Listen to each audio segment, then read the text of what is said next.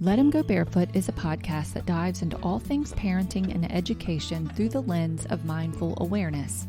Conversations aim to bring forward patterns, beliefs, and attitudes that shape our expectations and ideas about what it means to raise healthy children.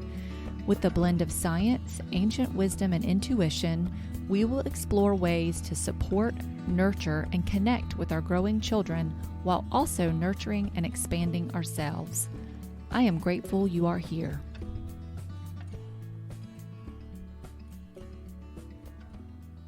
Welcome, Gill. I appreciate you joining me today on the Let 'Em Go Barefoot podcast to talk about your beautiful nature program, Born Wise, which I love that name. It just speaks so deeply to my attachment and belief that children are born with this innate understanding of how to operate in the world. They use us as their guides and mentors. And your website, or not your website, but your Instagram page at Born Wise Education is just filled with lovely images of you working with children. And I love your quotes. And I'm grateful that you're able to share with us how that all came to be and your backstory and what got you there. And also how you feel like nature is super important in the development of our kids. So thank you for being here. Thank you so much for having me. I'm really, really happy to be here talking to you today. And I think it's important that we let people know that you are in Australia. It's 4 a.m. where you are. It's 4 a.m. It is 4 a.m. We're Perth West Coast, so we're even further away and longer away, I guess, in terms of time difference as well. If we're in the East Coast of Australia right now, it'd be more like 7 a.m. So it'd be a bit more of a reasonable time. But Yeah. it's kind of exciting to get up in the middle of, when it's still dark and everyone's sleeping and do this. So I'm actually enjoying it.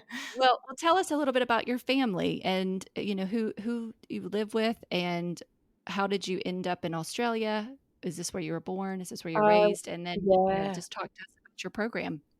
Thank you so much. So, yeah, I was born in Perth, Western Australia. My parents are both English, so I'm the first one in the family, I guess, to be born in Australia.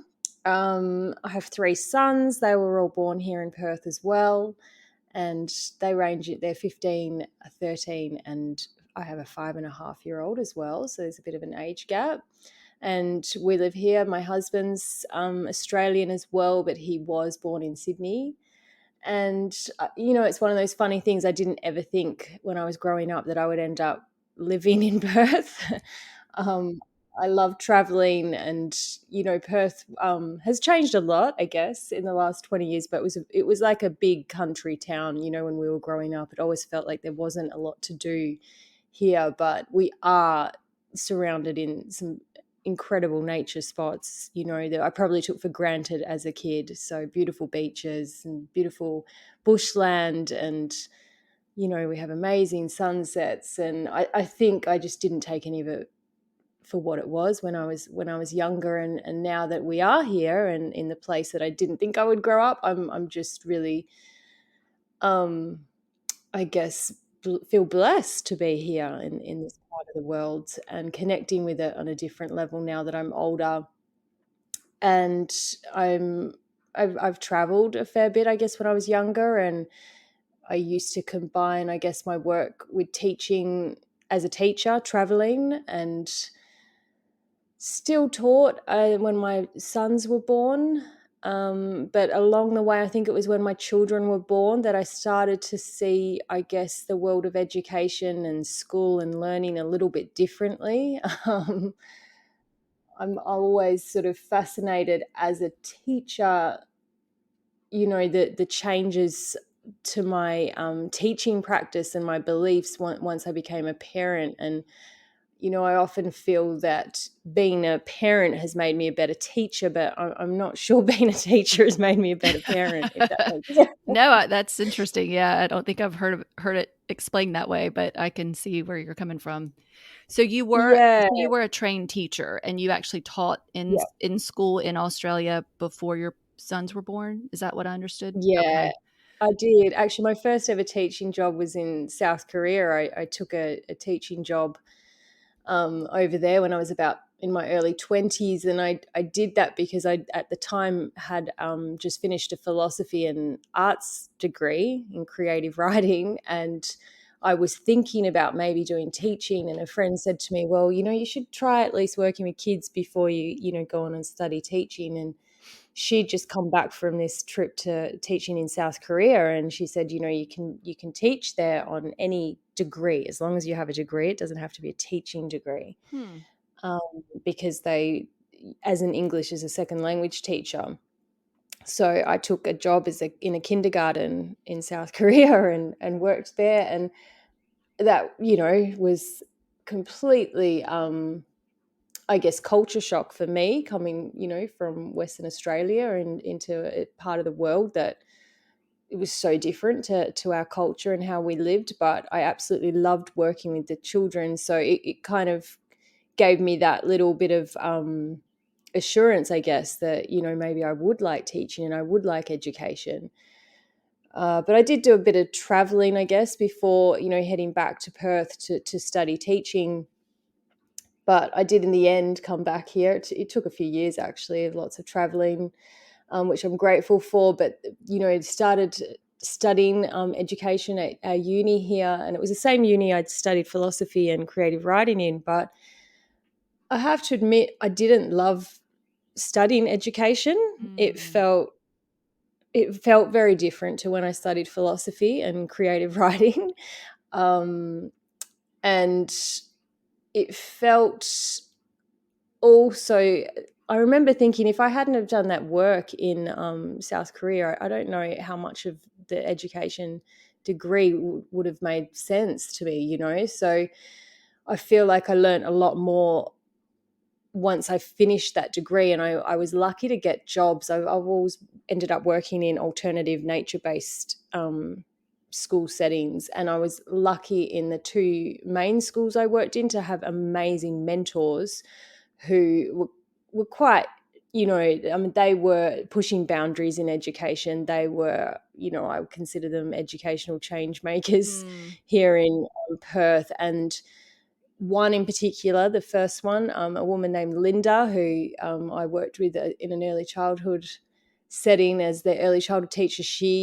I think she was the one who started sort of just kind of, planting seeds in me to kind of get me thinking, oh, maybe there's some other ways of doing this. She always questioned things. She always asked me to come back to my why. Why was I doing Oh, this with the yeah. children? And she was a huge advocate for play, and also for not getting in the way of children's learning. Mm. She really pushed back on the things that we were having to do with curriculum and all of that. And I think she just got me started on this journey. And after her, I was lucky to go to another school which had another amazing leader who, her name was Gill, the same as me, or is Gill. And again, just another woman who was questioning things and doing education in a different way. So they got me thinking, I guess, and sort of got those early years of studying philosophy. I feel like they were firing little Mm. ideas in the back of my subconscious, but I didn't really understand what would happen with those. I didn't have Right. any forward thinking or big plans Yes. around that. Yeah. Well, because Yeah. you're in Australia and I'm in the States, I'm curious about the ideas that you shared about education change maker, because I have an idea of what that might be like for the States and what I experienced being in the classroom. But I'm curious about that for you. So what was it that she or these mentors provided for you that you thought looked like a better option than what was happening in the classroom? So I guess what I'm trying to say is, what was happening in the classroom that you saw as not being the best for children? Mhm. Yeah, so I think it was that around that time, play was being removed from Mm. the classrooms, which felt really strange to me because when I was studying, all they talked about was play. you know, um, but all they talked about in the research was, children learn from play, and that was all of our studies and all of our assignments. We were writing on that, but then you'd go into the classrooms and you didn't see any play. Mm. Um, well, I didn't see any play. And then the mentors that I had were very, very good. I guess when I say educational change makers, they were, these two women in particular were looking at the children and what the children needed and what they were seeing, and they were also trusting, I think, in the natural development of childhood, and they were prepared to put that trust, they were prepared to push back on what I guess we were being handed from, I guess, more the government administration and curriculum makers, Mm. to say, no, this doesn't match up, Yeah. and they were prepared to kind of just follow what the children needed rather than what we were being told to do with them. Mm. And I just found that incredibly inspiring. Hmm. Two women who, their own children were in their, I think, probably 30s, that I think they were probably maybe just grandparents, early grandmother, that sort of stage. And they just had so much Mm. confidence and trust in themselves. And they just kept asking questions. And they made me feel as a teacher that, my job was ultimately, to look at education in a philosophical way, not just show up and kind of follow a lesson plan, Right. if that makes Hmm. sense. Yeah. They made my teaching practice more intuitive based and more, I think, relationships and people based, rather than this is what, the form tells me I should be doing with this child today. Hmm. Almost robotic from that direction with the government administration and Yeah. curriculum. It's like, does it matter what they need or want or what the day looks like? It's just these things need to be done. And Yes, this is what education exactly. looks like. So how did that then evolve once you had your experience in South Korea, then you began teaching back in Perth, is that correct? And Yes, then yeah. so how did that evolve into your current situation? I think it's really interesting because I think I was quite happy and inspired teaching when I had access to both of those women. So first Linda and then Jill, and then for life circumstances, one of them moved away, and one, started working elsewhere, and I kind of lost that connection to those women who I guess were my mentors. Mhm. But I didn't ever lose, I could hear their voices in my head when I was working with the children, and I started to realize how much maybe other people or other teachers could find that challenging, when you weren't following the plan, I guess. Mm. You weren't, you were trusting in things, like, and I felt like I was always questioning. I became that person, I guess. I became that teacher saying, but why are we doing this? And I was asking that question so much. And by that stage, I had my two children, two boys, and I had a third one on the way. So all of this sort of inspiration for Born Wise came about when I was pregnant with my third, because what started to happen was I became really, really stressed as a teacher, and just feeling that there was too much for me to hold. It was very Mhm. hard to do the job I wanted to do in the classroom, and then also be there for the parent nights and the busy bees and the Mhm. all the things, all the sitting up till, like, midnight doing documentation and portfolios and reporting. And then I'd have my children, and I was very aware that I felt I wasn't doing a great job as a parent, and I wasn't doing a great job as a teacher, and I had a Mm. third child on the way. So I started to question how I would possibly be able to continue this, Yeah. and it didn't feel good. Like, it felt very, very stressful. And I knew that you can't it's very hard to be around anyone when you're stressed, but I know what children need, and I had a lot of children in my life between the ones I worked with and my own, and I just thought I can't actually show up in a way that I want to show up in this space. So I took early maternity leave and started to, in that time, think I think I've made it, a big mistake becoming a teacher.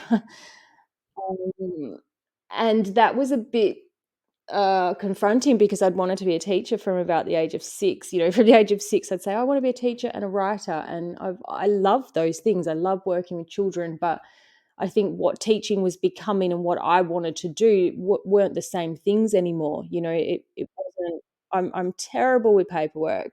I'm terrible with admin, and my job was becoming so much about paperwork and admin. And I thought, well, I'd never this is not what I wanted to do. I didn't want to do this. I wanted to spend time teaching, and I see teaching as a creative, intuitive practice, and it wasn't what I was actually doing. So yeah, I had this time when I was on maternity leave where I thought, well, I'll quit teaching. I've made a big mistake. I'll have to find something else to do, and I had no idea what that would be. But within about 3 weeks of making the decision to quit teaching, I suddenly had this little idea start to brew of thinking back to. I think I was just allowing myself room to reflect and ponder and think, well, what is it that I believe children need? I didn't want to take on the task of building a school because I was quite aware that that would Sure. just create more of the stress I was trying to avoid. And I thought, well, what is learning, and then what is school, and then what is education, and then suddenly Mhm. seeing that those three words weren't necessarily the same thing, which was mind blowing at the time because I'd obviously grown up in this world where you go to school and do the things, and that's just what happens, and then become a teacher, so even more, I guess, conditioning as into what school and learning and education is. And then just suddenly having this time to reflect on that was fascinating. And I had studied my yoga, kids yoga and meditation training, so I started there. I thought I'll just, I contacted a yoga studio I knew and said, can I just, have the space for a couple of hours a week to teach them kids yoga and meditation? And I did that. But what happened is all the other stuff started to come in, like the play, because I started thinking, well, I'm not going to do a meditation technique with these 5-year-olds if all they want to do is show up here and play. I'm going to value the play because I can now. I'm in a different setting. And then the storytelling, and then the things that I actually believe are important for children about time and space, they started creeping in. And then I realized, oh, this Mhm. isn't just a kids yoga and meditation program. But I didn't actually know what it was, to be honest. It just really evolved very naturally, and it was really nice to allow it to do that, to without sort of putting these parameters and boundaries of this is what this program is and this is what I'll be doing. I'd literally just set it as time and space to be with children.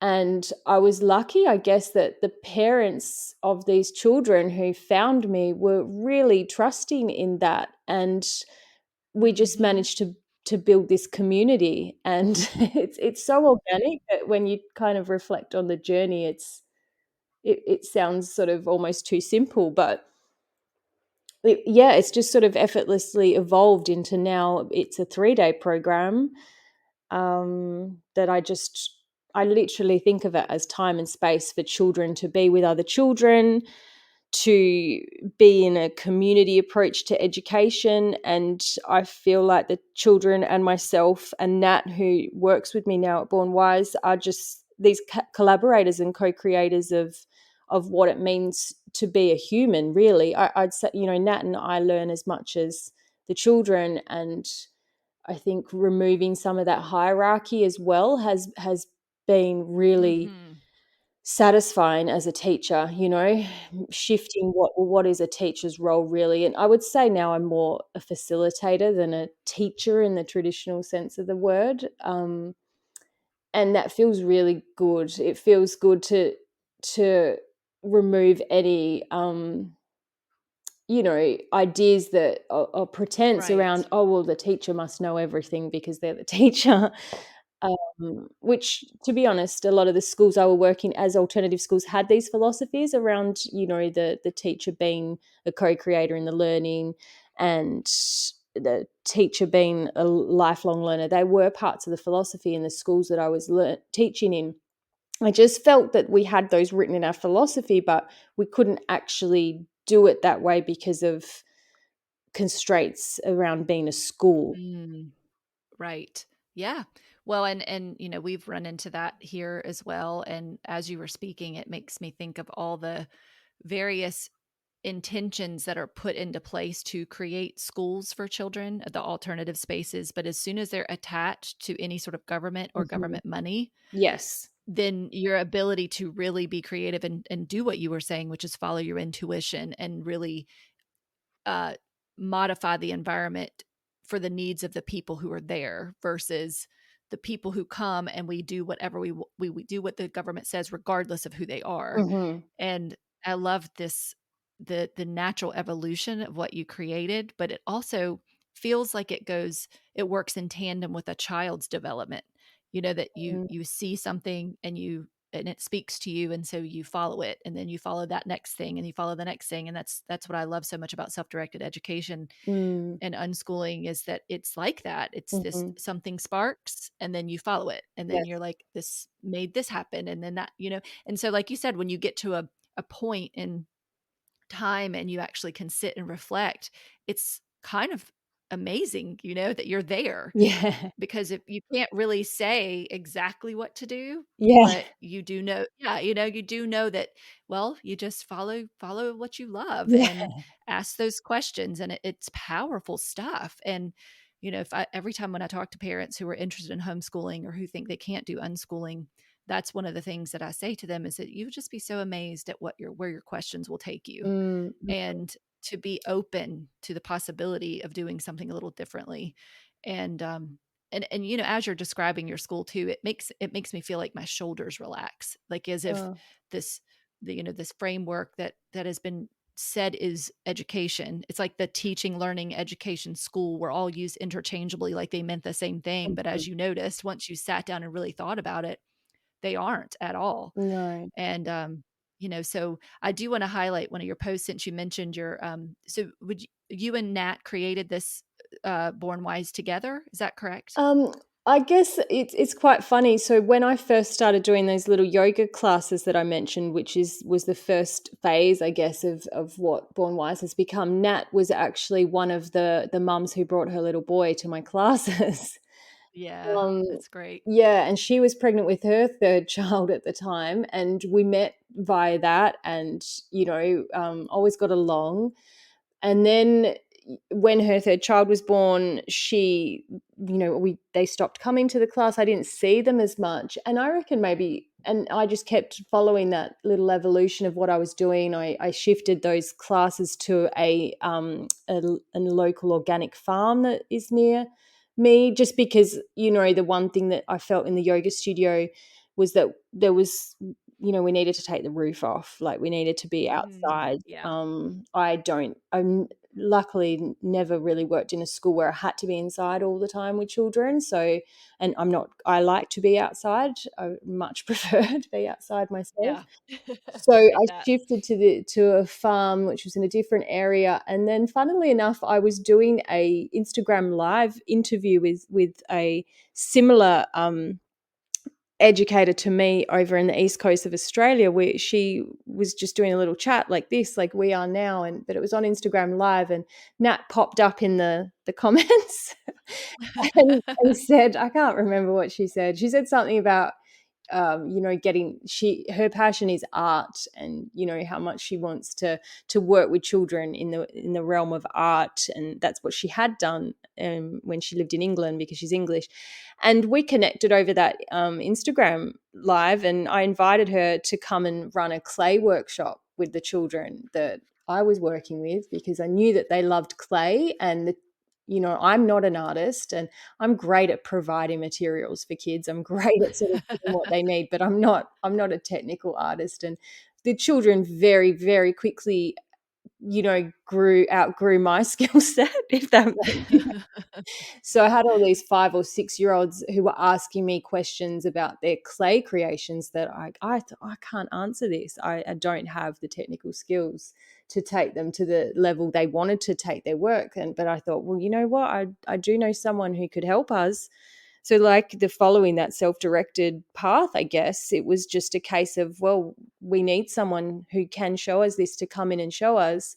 And I invited Nat, and she came in and worked with the children, and she was amazing with the children. She is amazing with the children. She's really, really good at relationships and listening and just presence with the kids. And she's super creative and a very an amazing artist. So she can give the kids that technical, artistic support that I can't. And she did this one workshop, and I just enjoyed working with her so much. And about 3 days later, the woman who was helping me at Born Wise, because I always have other adults here to help and support, messaged and said she couldn't continue to do it. And I thought, and she said, "Do you know someone else who come and take on this role?" And I thought, "Oh, I think I do. I'm going to ask now." Oh, yeah.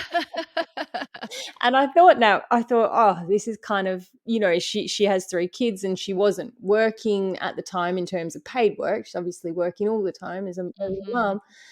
And I just messaged her and I said, "Look, I don't know if you want to do this, but if you want to come and, run Born Wise with me 3 days a week, I'd love to have you." And she said yes straight away before knowing any of the details. And come on board. And I think that was 2 or 3 years ago. I can't really remember in terms of time, but we're she's an amazing support to have, and the children and the families really love her. And it's it's been really great for me to sort of have someone else to work with so closely around this, because I was missing the part of working in a school as a teacher. The main part I was missing was working with other humans and having other, Right. not that the kids aren't humans, other adults bounce um, bounce ideas around. What I loved about teaching is when we would have creative kind of brainstorming meetings where we would just get Mhm. to say, "Oh, I'm seeing this in this particular child. What ideas do you think you have?" And just having people to bounce ideas around, because sometimes you see something in a child and you still see it through your, you know, biased Right. lens. And Yep. it's great to have other people come in and sort of just put another spin on it. And I Mhm. think as humans, we need different types of people. And there's I love all the kids that come to Born Wise, but there's definitely kids who I can sort of relate to and see similarities in them as me. And so I have this sort of certain relationship. But then the importance of having another trusted adult there, which is Nat, who can see them through a different lens and has her own unique experiences to bring into the mix.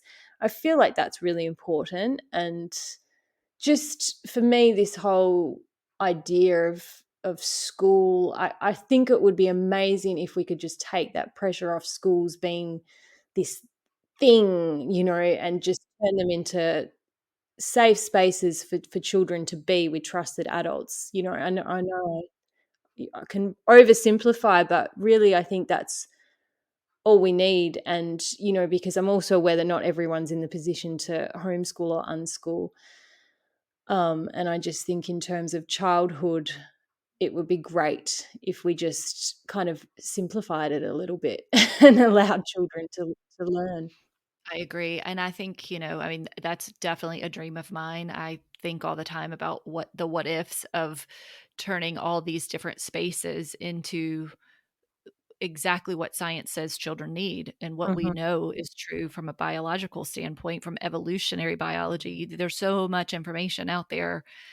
And I think we feel it in our bones too, I think there's a reason the parents feel that tug at their heart when they go to leave their kid for the first time at school. Yes. It's Yeah. not just a weak mom or an incapable of letting their kid go kind of person. It's just there's something deeper there. It's this Yeah. idea that something just doesn't feel right about all this separation and this time, this amount of time that's put on it as well. It's like, in order for your child to become a successful contributing member of our society, we must take them from the hours of 8 a.m. Mhm. to 3 p.m., Monday through Friday, and no questions asked. We will give them back to you eventually, and they'll be, well on their way. And Yeah. we all know how inaccurate that is. And Yeah. then, in the States too, with you were talking about the school setting and the pressures that you experience there. I mean, we have such issues here with standardized Mm. testing, and it's like, Mm. teaching to the test. And it's been Mhm. years since I've been in public school, and I was active in the public schools in the mid to late '90s, Mhm. and um, and I remember back then, and then I've heard it's even gotten worse. And so Mm. this idea that these children have to be supposedly well rested to show up ready for these tests, because the tests will then determine whether or not the state gives them more money. And I was like, what kind of pressure to put on these babies' arms, the shoulders, they're just like, I just want to know what my friend's doing over there. I want to play with this thing, or I get distracted by this light. And we know that, we see it, we've seen it over and over and over again, and we understand how children interact and operate. And yet Mhm. we're asking them to be different because Mm. it makes it easier for us, supposedly, as a society and as adults and as, government agencies or institutions. It's like we need to show verifiable uh, Mm. progress. And like, it's like, what will my in my mind, the progress is a child being able to be fully capable of expressing themselves and aware of their emotions, and Yeah. in the comfort of people who really do have their best interests at heart, not just for Yeah. kindergarten, not just for first grade, but for the lifespan of the child. Yeah. It's impossible to have that in a school setting when every year you're changing a new teacher, a new Mhm. group of people. It's constantly a movement, and it's a bit chaotic, maybe very chaotic in some cases. And so I love what you've created. And one of the truths that I'm coming to be aware of, and maybe you are too, and just being on the social media side of things, is that, there's so many people who are jumping ship, and they're Yeah. looking for micro schools, they're looking for nature programs or farm schools or just anything Yeah. other than the 9 to 5 or the 8 to 3 or whatever the typical school schedule is, because they're seeing the stress in their children, they're feeling the pressure in their families. And Yeah. so for those who are listening, who really are inspired by your story and who hear what you're sharing, what's some advice that you could give to moms or even teachers who are thinking, hey, you know what, I'm in the school and it's not working for me anymore, or my children are about to go and I'm just not quite ready? What are some things that you could possibly provide that gives them some things to consider if they want to start something? I think so for me it was all about having sort of shifting, I guess, my expectations and ideas around what I said earlier, the difference between learning and school. And that for me was the freeing aspect that sort of gave me that permission to try something different, because, and the advice also I give to parents who, because I work sometimes with parents in a one-on-one capacity when they're just trying, when they're trying to figure out what to do with their child. They've got a child who's stressed or anxious about being at school, and I talk to them just to play around with ideas. But my first advice really is just to say that it's okay to just hit the pause button. It's Mm, actually okay to just stop for a while and not know what to do next. I right. think we've been kind of taught at some point or conditioned that just keep going, and I feel like as a society and a culture we're stuck in this thing of maybe being aware that things don't feel right, a lot of our systems don't feel right, but because we don't know what the next system exactly looks like, we're afraid to stop. It's like you're afraid to get off the ride, Mm, mhm, mhm. because I don't know why. I think it's just a habit of going, well, you can't stop one thing unless you know what the next step's going to look like. And Right. for me, that's just, that what that doesn't create is our own time and space as adults to reflect and to also not know for a little while. It's absolutely okay to not know the next step, and it's absolutely okay to not know where you're going. And Mhm. if you don't allow yourself this time to pause and stop, you won't find the next step anyway. You'll probably just take a step in a direction that you've not given any thought or feeling to. But I feel like the intuition and the knowing kicks in quite quickly once you just give it a little bit of time and space. So when I left my job as a teacher, I didn't have any of this in my head at all. Mhm. I had, I do believe, like I said earlier, I had little seeds planted by those amazing teachers that I'd worked with, my mentors, but I didn't know what any of that would look like at all. And it wasn't until I just stopped and thought, well, I'm not going to do this anymore because this doesn't feel good. And just sit in that for a while, sit in that, well, I don't know what my next space step is, that suddenly these new areas of growth started to kick in that I hadn't ever noticed before.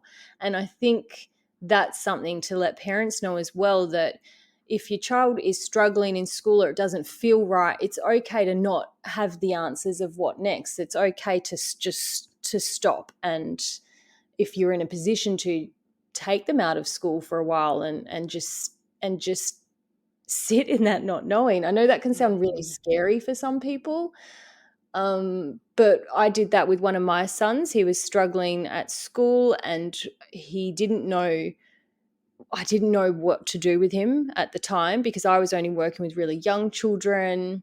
I didn't really know anyone his age. That he was about 8 or 9 at the time.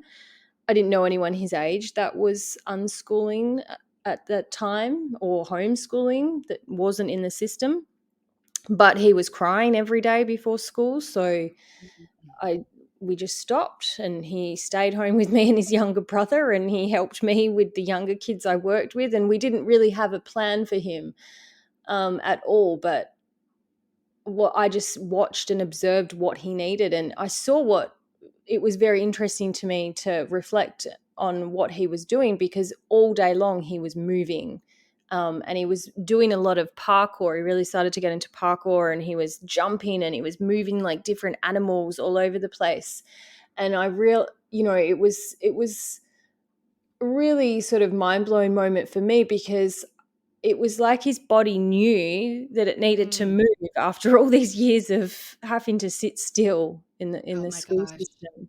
Yeah. And I Well, just let that happen. And, I definitely had little thoughts running through my head of, what are you doing, Jill? You've taken this child out of school and you're just letting him move like a tiger all day long. Like that, really yeah. kind of thing of, what if you're just a crazy person? But I knew I wasn't, because I knew that it felt good. I didn't really know what he was doing, but I remember he had to see a chiro at the time, and because it was one of those kids who struggled to just sit all day, which, you think, of course, they should struggle to sit all day. It's not natural to sit all day. But to see him kind of almost, I felt like he was trying to heal his body, just by Mm. giving it the movement it needed. And I think giving yourself those little moments to just not have a plan and not know what's next, it allows the plan to evolve naturally, which is often a more intuitive plan that follows needs in a better way than when we're trying to force a plan. Sorry, that's Mhm. probably a really long abstract answer to your question. No, not at all. No, and you touch on the part about the movement piece, which I do believe we need to highlight, because it's so odd, because just today I was listening to someone speaking about the movement that boys Mhm, need, and how it was essentially presented as boys need movement. They need to play until they exhaust themselves, and mhm. to expect them to do things differently is really kind of criminal. Yeah, And in the States, it's like boys are more prescribed Ritalin or medicine yeah, stimulant yeah. medications for ADHD and things like that, and and or getting in trouble because they are so busy or are moving, and it speaks volumes to what nature is trying to say, and we're Mhm. still trying. still ignoring it. And so I believe you're absolutely right that his body was finally getting that time to do, and probably had so much pent up energy. And it Yeah. was, I mean, I can just imagine, I mean, I've been an adult in a meeting where I was about to pull my Mhm. hair out. Yeah. One more person talks and asks a Yeah. question and makes us stay here any longer. And so I know Yeah. that feeling in my body and how it's like, I have got to get out of here. So can you Yeah. only imagine what little children are feeling when they're kind of Yeah. stifled in a setting where they can't get up and just move? They have to always sit and raise hand and be commanded to come and Yeah. go. And so I get that. It's amazing that you were able to listen and see and observe. And but you're right. I mean, we have these templates that have been given to us about what it's supposed to look like.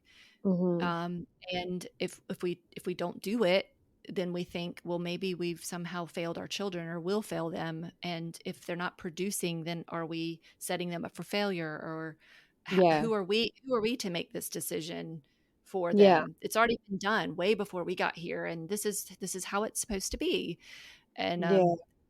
I think when you stop and start asking questions and really looking at what's going on, your eyes Mhm. are not lying, and Yeah. our hearts are not lying to us. We know something's wrong. We know something doesn't add up, and yet it still can be so scary to say, let's just stop for a second. Yeah. But I believe that's a huge, powerful moment in time, and it gives you a chance to pivot. And in nature, we have rest and we have busy, and Yes. we have rest and busy. But in our go go go hustle 24-hour society, it's like you just stay busy 24/7 because that's just what you're supposed to do. But then we Yeah. all at some point somebody drops, Yeah. and Yeah. It's and impossible to suffer. keep doing that. And Yeah. it feels like, we could just spend, if we just watched children and observed what they're naturally inclined to do, and then think, well, how can I, best set up the time and space to allow them to do what they seem naturally inclined to do, I feel like we relieve ourselves of a lot of stress as well, Oh of yes. trying Yeah. to get children to do things that, the piece of paper says they have to be doing, when they clearly don't want to and aren't ready. And and half the time, what is it, not half the time, all the time, when given the choice, what will children do? They will play. Mm, And I think that there is nothing more nourishing than play for children and adults. And it's heartbreaking to me that play is taken away from children, or not seen as powerful as what it is. And a lot of the problems we're having, where we're having, increased anxiety in children, and I think higher depression rates than ever before, and they're physically not as healthy and overweight and all of these things. And I just think, if we just allowed children to play, a lot of mm, this stuff would alleviate itself, because children in play, they're able to nourish their inner world. They're able to move. They're able to learn. They learn, incredibly high levels of social emotional intelligence. And it's concerning to me that we take that away from children. And also, I think we're just punishing ourselves as adults as well, because we're making our jobs much, much harder by trying to get them to do other things that we think are more important than play. So, right. I think one of the most frustrating points for me at some point in my journey as an educator was when we were constantly talking about well-being, constantly talking about it. And I think it's been, well-being in schools is like this huge thing over here at the moment.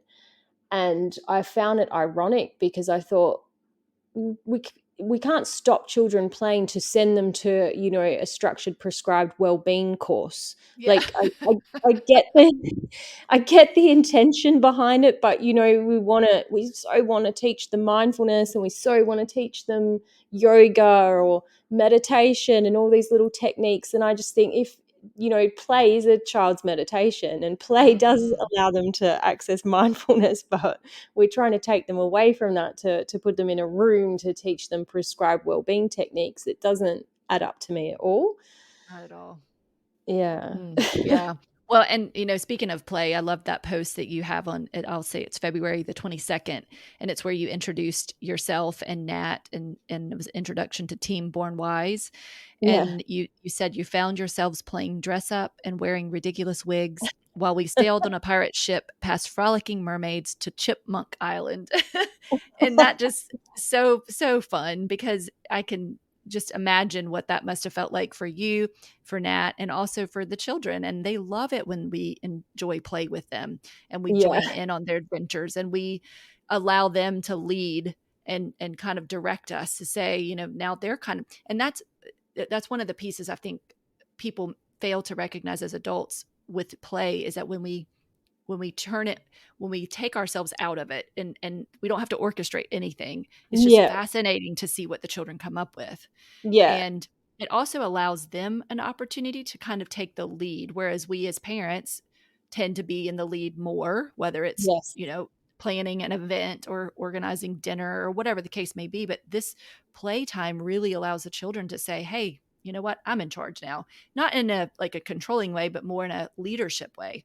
Yeah, they love it, and I love Mhm. group play. I think all sorts of different types of plays incredible. Like independent play and creative play. Like there's so many different types of play, and a child playing by themselves is in that beautiful flow state. But then people playing in a group, it allows you to be in that group sense of flow state, which is pretty amazing. And that day, that we have lots of days like that where we're all sorts of things. And I mean, I could never come up with that idea that evolved that day. And I mean, the boat was just rearranged couches to Mm, be a pirate ship. And the kids would dressing up in, we just long, they're just like open-ended materials, half of them, so they just wrap themselves up and become mermaid princesses. Where I think there was also, who else was on board, not everyone on the ship that day was a mermaid. There were all sorts of like different outfits going on. There are some like costumes, more kind of traditional costumes that some of the kids were wearing. There were pirates. They were Some of them were chipmunks. I'm not sure where the chipmunks came from. And one of the roles was so sweet, that because one of the girls was quite new to the group, and she was a quieter little girl, but super creative and imaginative. She's a real storyteller, and she wanted to play this game, but I think she also wanted to just sit back and watch. So she wanted to be involved, but she was also, I think, kind of going, "What's going on here?" And yeah. just wanting to observe and witness for a bit. So she took the role of the corner chipmunk, which I That's so thought was cute. incredible. And she literally sat in the corner of the couch boat, and but she was still playing. She wasn't doing anything at all, but she was just sitting there watching. But the kids, everyone felt like she was part of the play because she had this role as in corner chipmunk. And I remember saying to one of the other girls, "Well, what does corner chipmunk do?" And they said, "Oh, she just sits there and she's watching for like mermaids, in the Mm-hmm. water."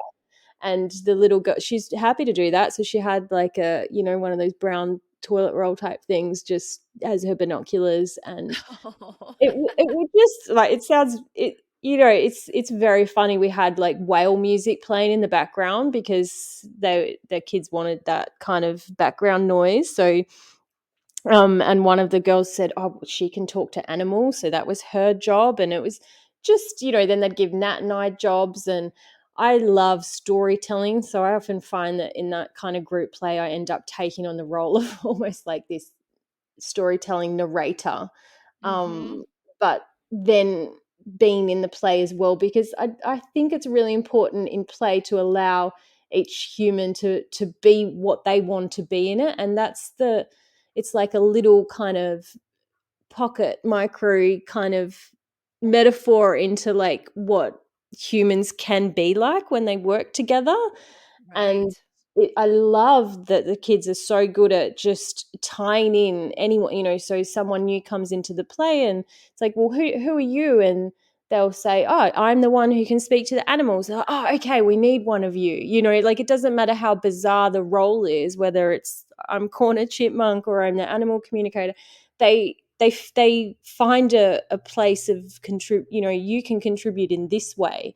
And then even when things come up in so-called, in inverted commas, more negative interaction, where it's like oh, I don't want you to be this, I don't want, but you just allow that to pan out, and their Mhm. creativity and problem solving skills always ends up creating a solution. And I think it's important that they go through the discomfort and kind of stages too, Sure. because that's Yeah. part of, like, again, it's why send your child to a specific social emotional learning program, when they can just sort of explore that learning in a very natural way through play. And Mhm. for Nat and I, at the end of the day, well, I can't speak for Nat, but I we were laughing at one point, just thinking, oh my god, like, what is our job, like, what is that we get to spend our day doing? But it is so deeply nourishing. Mm. um and I see what the kids are getting out of it, and I feel what I'm getting out of it. And I was thinking about it the other day. I think, oh, it would be great if teachers or adults or whatever, if each child had like one sort of teacher type person in their lives. They have their parents, who are obviously their teachers, and then they have someone in the community that's a teacher, a little bit more of, like, I guess, that community way of approaching education. And you had maybe 12 to 15 kids in your sphere of, this is who I mentor, this is who I teach, because that feels more sustainable as well. Because I think if you have like 45 kids on your list that you're responsible for teaching, that increases stress again. And I don't know how realistic it is to have real relationships with that many people, where Right. the kids that I'm working with at the moment, I have enough time, I have enough in me to have real relationships with them and their parents. And it Yeah. feels, we were told in school that relationships so important, relationship, but it was in a very contrived way. And I don't think kids get anything out of contrived relationships, relationships that have to have a professional boundary around them. And I know that there's a reason that those professional boundaries are there, and it's supposedly to keep kids safe, and it's supposedly to keep adults safe. But I think kids feel that the closeness of those professional Mhm. relationships, and they're too young to understand why, and everything in them is wired to seek real connections and real relationships. Right. And it's Right. kind of sad that we have to give them this, like, packaged up professional version of a relationship, because I Mm. think they sense that it's not real. And then I'm sure that creates some sort of disconnection and the separation you were talking about before. So I Mhm. feel that Nat and I are able to have these genuine relationships with the children and each other through our play, but also the families. Um, because some of the kids have been coming since I started. There's, one little girl in particular who started coming to Born Wise just before she turned 3, and she's about to turn 9 this year, and she's still here. And we've grown with her, and she's grown with us. And I feel like I know her so well that I know what she needs, and I know how to support her, and I know how to support her mum, and they're a great support to me as well. So it feels very more sustainable, I guess, than Yeah. I yeah. agree. I agree. And then if you look at history and how our schooling or school systems or school buildings were before, is they were very community oriented. And That's true. it was you saw your teacher out in the community after you left school. They didn't seem like some foreign person from another planet, It was like, "Oh, there's Miss so and so, and she actually shops True. at the same grocery store that I Yeah. shop at, and she says hello to my mother." And they walk and have a conversation together, and or you see them at church or whatever your outings are, and your Yeah. sphere of community is. You see these people who are in the school also in the community, so they don't feel like something that they would never interact with again. Yes. Um, Yeah. and I think that's part of what has definitely happened in some of our larger school systems and bigger cities, is that it just becomes it's so big. And Mm. so these the little microcosms exist within the big school, And I also think it's why people are starting to seek more of what you're offering in other places. I mean, that's I don't know the numbers. I've got some feelers out actually to try to get the numbers, but I would love to see like the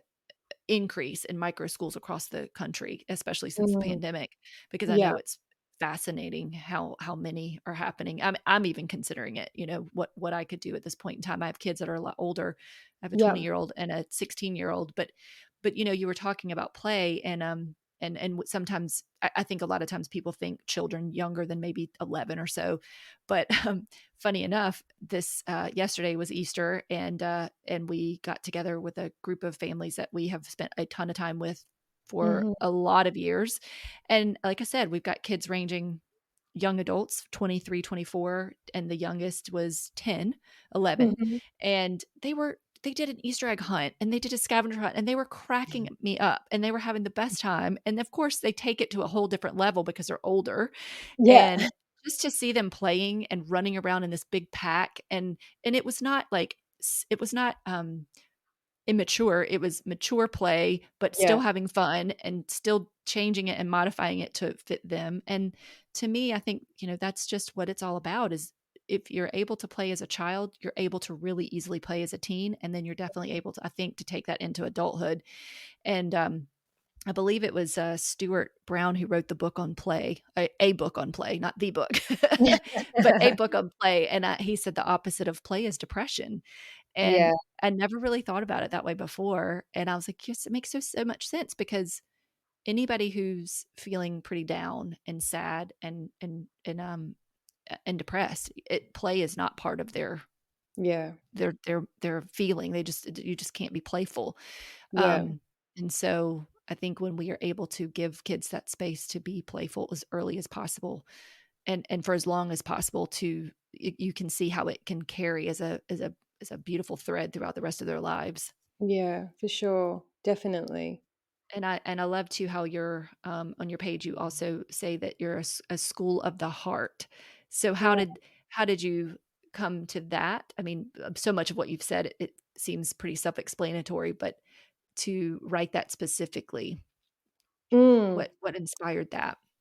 So that, funnily enough, that's amazing. That it's still there on my Instagram account from those early days. Because when I first had this little inkling when I was on that maternity leave to think, oh, maybe we could do things in a different way. The main sort of, I guess, idea that came to me was create a school of the heart. Mm, And I didn't really know what that would look like. And the inspiration, I think, for that came, I feel really lucky. I've had lots of great mentors and teachers in my life, and I think of their wisdom as just sitting inside of me like those little seeds. And mhm, that would have come through. I did my yoga teacher training. Oh, I can't remember when, maybe about 10 years ago.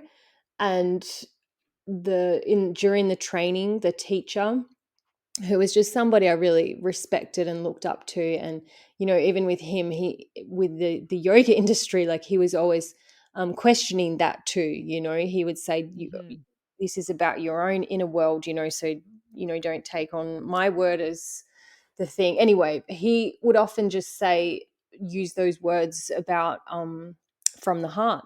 So living from the heart, working from the heart, and education would often come up in conversation during those trainings, just because you sometimes don't realize the things that your education taught you that you didn't know it was teaching you. So not just mm, your maths or your English or your science, it was teaching you um, some things about the world that, like little ideas about yourself, that you're not smart, or you're not good at maths, or it's not okay to speak, or it's not okay to need to go to the toilet at inconvenient times.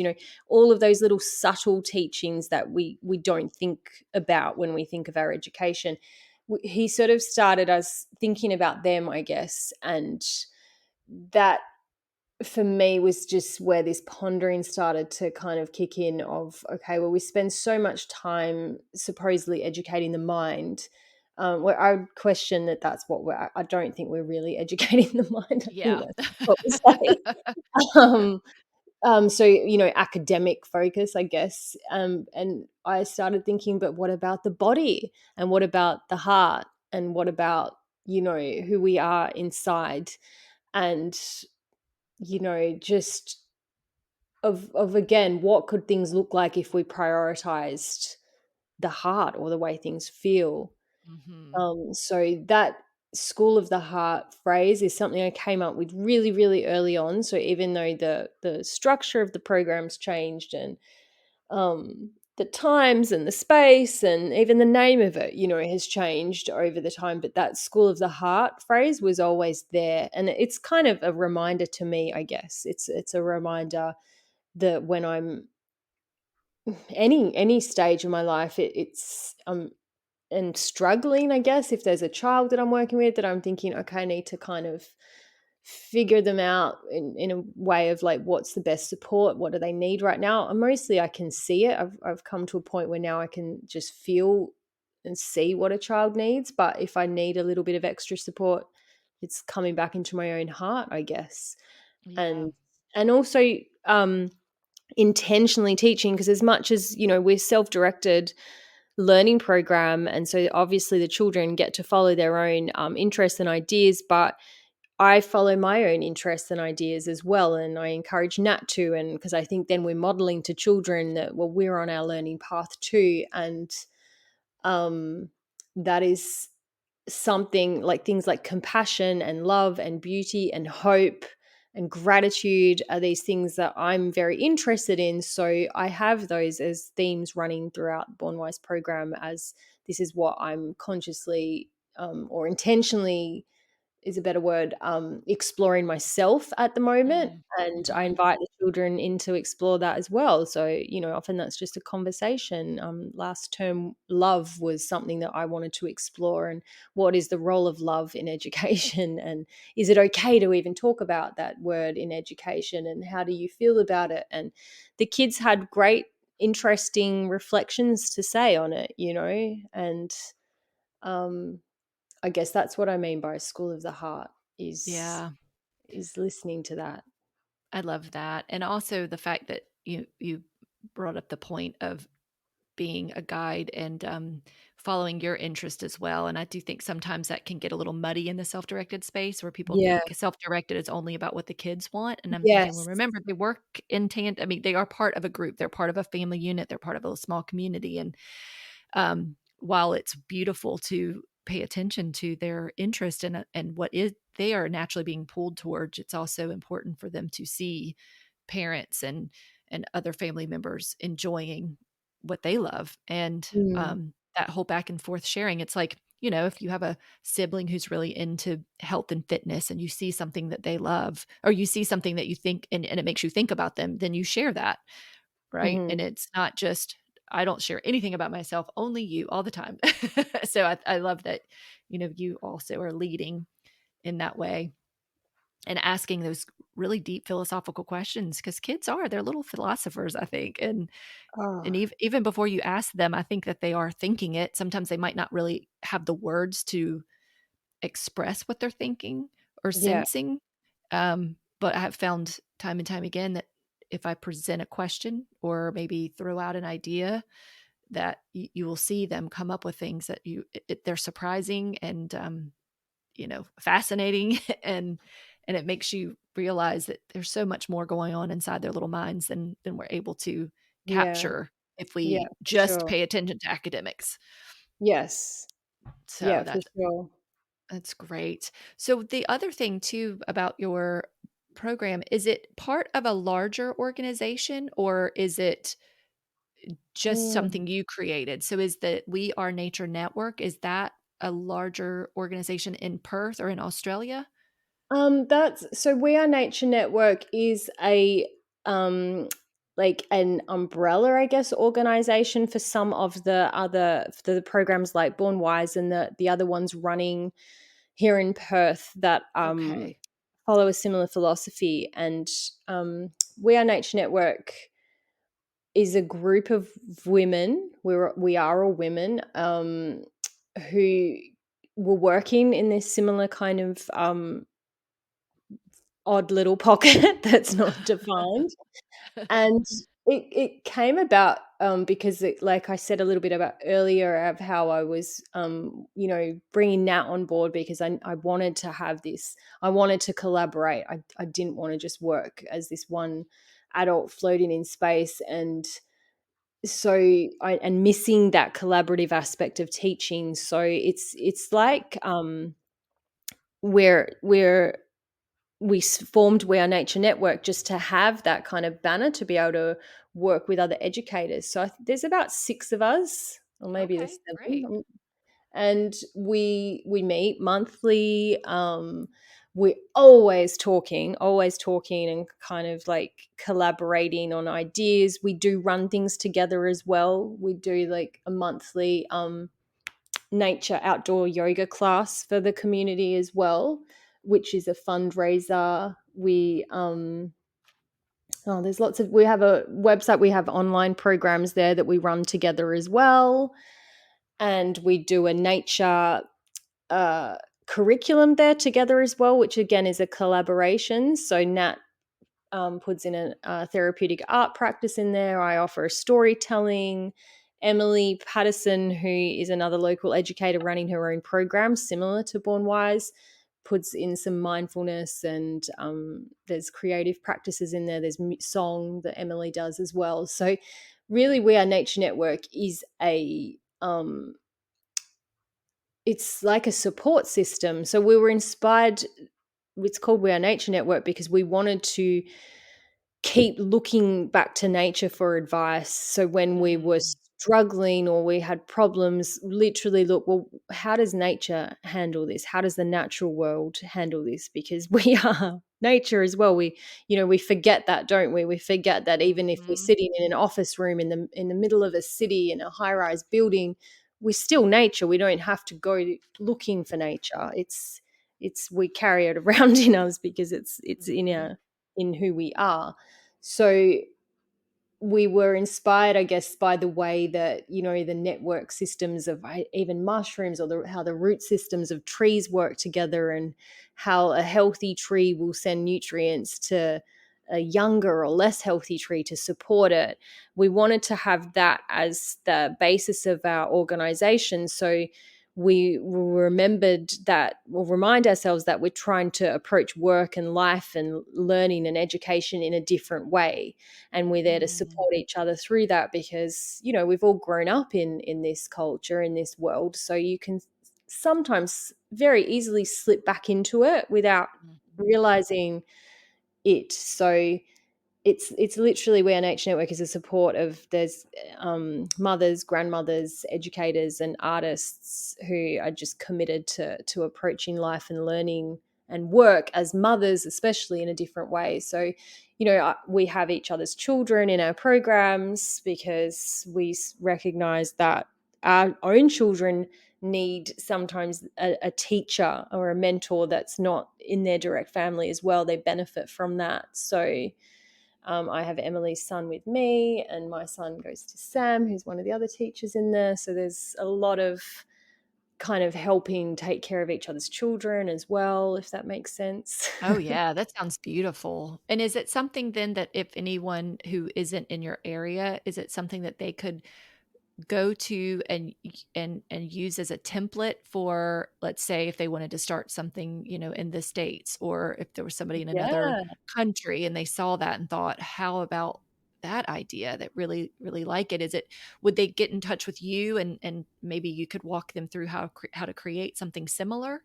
Yeah, for sure. Both Emily and I do work with people in that capacity. We've got little online courses on there as well, and I think there's a couple of free videos as well of just like how to approach life and learning in a similar kind of way, in a similar philosophy to we do, although we'd always be recommending people do it in a way that works for them, Mhm. rather than doing it exactly how we have. But we do really enjoy supporting people to kind of work in similar ways and work a little bit outside the box or remove the box altogether. Right. Um, yeah, so there's a website, We Are Nature Network. So although we offer a lot of these local in-person programs and workshops, we do online programs, and we've got a monthly curriculum as well, where when I say curriculum, it's really about a philosophy of looking to the natural world as a teacher. And so we tend to say, the nature is our teacher, Mother Earth is our school, and life is our curriculum. So that's Mm. to give you an idea of the philosophy, and the monthly ideas within that are there to just support people on, this is how you kind of create this new approach to seeing, maybe the sun as the teacher, or an element like water as your teacher. Like, you can take on one of these natural elements as a teacher to look to for as long as you want, for a month, for a week, for a whole year, and just notice how much learning and growth comes from that is fascinating. And so it's shifting to this idea of, the humans always have all the answers, to recognizing that we don't always have the answers, but and what else can we look to for guidance and support. Yeah, no, So and I yeah. that's it's so important. I think sometimes the word curriculum can sound scary and almost run people away, Yeah. but it's important to Yeah. have like ideas that other people have thought of, and at the very least, it can inspire more ideas. It's more like, here are some things that we've utilized that have worked, and here are some things that we've figured out doesn't work for a certain age group. Maybe it's better if you modify it this way. And so, it's just Mhm. like suggestions. And I love the word that you used earlier of an invitation, because that to me is what it's all about. It's like, just I'm inviting you to consider this idea. Yeah. And if it works for you, wonderful. If it doesn't, it's okay. There's something else for Yeah, you. and we always encourage people to put their own spin on it as well. So, it's like, and it's been fascinating for me, because some of the children who are in our programs are doing this monthly We're Nature Network curriculum as well, and seeing the way some of the mums have followed the learning has been Mm, really fascinating. One of the mums is studying Ayurveda, and she tied in for March, our inspiration, or air was our teacher. mm, Air is in the element of, and she brought it into her learning and teaching around Ayurveda and things that I'd never heard of, and I was fascinated. And it's amazing how these things can inspire something in someone depending on their interests and ideas and life stage and all of that. And it's just never ending. The yeah. possibilities for the learning are never ending, and then they're beautifully individualized, but at the same time you're part of then this collaborative ongoing learning experience, which to me, it's that dance between the individual and then the wider community, or Hmm. humanity and earth, that is where all the like good stuff happens. It's an exciting place to kind of play in. It is. Sounds so, so lovely. Well, so before we wrap up, are there any parting words or particular resources, or maybe even calls to action that kind of are speaking to you right now that you want to share? Yeah, I mean, I would love people, if they are interested, to go to check out We Are Nature Network website. So that's www.wearenaturenetwork.com, and look at some of the free resources on there. We try to put lots of free resources, and you can reach out to us via that website as well, and just ask questions, get in conversation. I love people kind of popping up in the Born Wise Education, my Instagram page, and just in my like direct messages, and just Hmm. having the conversation. It's really exciting to me to have these opportunities. As many things that technology and social media bring to us in a negative way, there's also so many Hmm. positives in terms of connections. And Right. I think we said at the start of this, just before we jumped on recording, that I remember coming across your Instagram profile and just feeling this sense of familiarity in your words and your photo, of wondering at one stage, did I write that? Is that my photo? Because it felt so true to me, and that's really inspiring because Mhm. you can be one individual who's just having these ideas, or you can be part of this kind of worldwide idea almost, which is it can't be a coincidence that people all around the world are questioning education in this way and coming up with some similar answers around getting kids outdoors and getting them playing and trusting in intuition and removing some of the obsession with the systems we put in place. And I think that's really beautiful that there's this, so many of us are thinking this way. And I think the more we talk and share together and connect, it's just affirming, isn't it? And it, Mhm. it gives Oh, you that yeah. kind of desire to keep going. It really does, and it's like you said on the nature network, it's an ecosystem, and when you see that somebody Yeah, else is yeah. saying the same thing and the fact that you literally were like, "Wait a minute, did I put that there? Was that my post?" Yeah. That I think yeah, I love that. It just gives me chills. It's this idea that really we are all so connected, and, um, and when we're collectively raising awareness, excuse me, and when we're collectively raising awareness about the needs of our children and our families and getting back to that natural progression of things and letting go of some of the stuff that's bringing so much stress and chaos into our lives, that we really are not doing this alone. Yeah. Yeah, I think that's important, and like the little mushroom connectors under the earth, sort of Mhm. networking together. We're doing that as well. I often get this nice little visual in my head of all these little lights just across, the whole earth that are just sort of switching on, and then, being connected across the planet with creating these spaces for our children. And I think that's really exciting and inspiring, and hopefully will just lead to more and more of it. Thank you so much for joining us today. I really, really love the closing that Jill offered us and just find it to be so beautiful.